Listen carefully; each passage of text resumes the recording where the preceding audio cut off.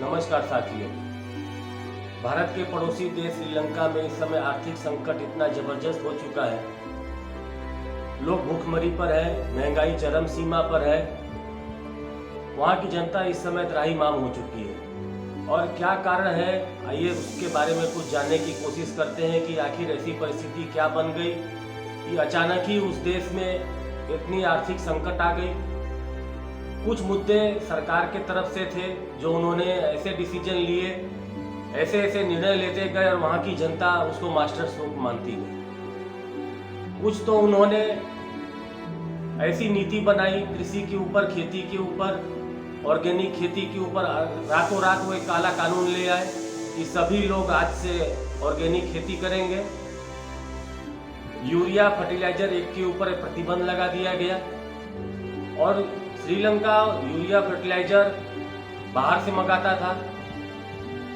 हकीकत ये थी कि धीमे धीमे उनकी अर्थव्यवस्था चौपट हो चुकी थी, वो बाहर से मंगा नहीं सकते थे, उनके पास पैसा नहीं था, तो उन्होंने एक काला कानून लगाया कि ऑर्गेनिक खेती रातों रात सबके ऊपर थोप दी गई। ऑर्गेनिक खेती के लिए कम से कम 3 से 5 साल लगता है, कोई भी देश में या कोई भी राज्य में करना हो, किसी को किसान को करना हो, एकाएक नहीं हो जाता है।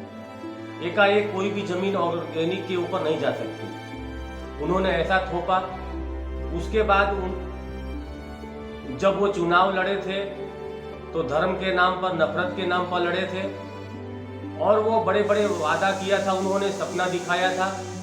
ऐसा सपना दिखाया था कि जनता उसमें ताली बजा रही थी और जनता को उसमें आनंद भी आ रहा था। सत्ता मिल गई लेकिन उनके पास कोई विजन नहीं था।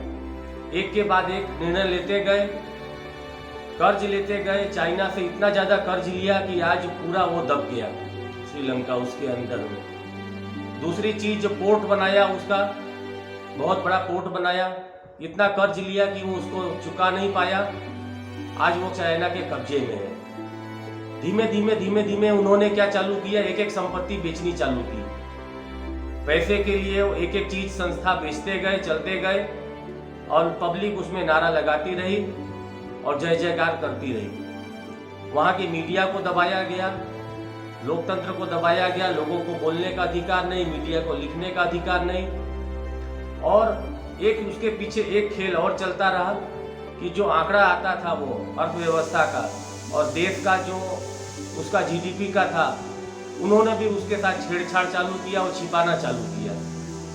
उसके चलते ऐसी परिस्थिति आ गई कि धीमे धीमे एक ऐसा भी समय आ गया कि उसके बाद एक कोरोना आया, लॉकडाउन हुआ, पूरे देश में हुआ, पूरे विश्व में हुआ और श्रीलंका केवल अधिक से अधिक उसकी जीडीपी जो थी वो टूरिस्ट के ऊपर थी। टूरिस्ट अचानक बंद हो गए, अर्थव्यवस्था उसकी पहले से खराब थी, कर्ज के ऊपर दबा हुआ था, पैसे के अभाव में टूरिस्ट भी नहीं आ पा रहे थे, सीधे उसकी इकोनॉमी डाउन हो गई। अब ऐसा संकट खड़ा हो गया कि उसको कहीं से भी चारों तरफ से मदद मांग रहा है। भारत भी उसको कुछ मदद कर रही है, दूसरे राज्य सरकार हो, दूसरे देश के लोग भी थोड़ी थोड़ी कर रहे हैं, लेकिन वहाँ पे इतनी परिस्थिति खराब है, लोगों को एक टाइम खाने के लिए मिल रहा है केवल। लोग, वहाँ की जनता 2 टाइम खा नहीं सकती है। इतनी कठिन परिस्थिति में लोग वहाँ से पलायन करने के लिए सोच रहे हैं। ये सब परिस्थिति आती है कैसे है? आती तब है जब वहाँ के कुछ नेता ऐसे हों जो जनता के मुद्दे को न समझकर, उसकी बात न करके केवल वो नफरत की बात करे, लोगों को अलग अलग लुभावना, लालच देना, नफरत की बात कराना, उसके ऊपर वोट मिल जाता है।